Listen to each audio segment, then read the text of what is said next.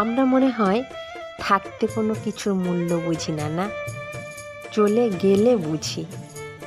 দিনের আলোর মতো, জ্যোৎস্নার আলোর মতো, আত্মীয় স্বজনের মতো, কাছের মানুষের মতো, মাথার উপর ছাতার মতো। যতক্ষণ একটা মানুষ সাথে আছে ততক্ষণ তার কোনো অর্থ থাকে না, কারণ কোনো কমতি পড়ছে না তো।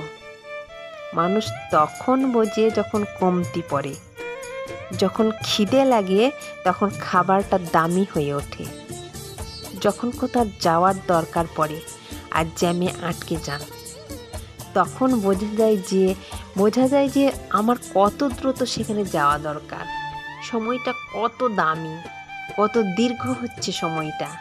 ছটফটানি তখন লাগে।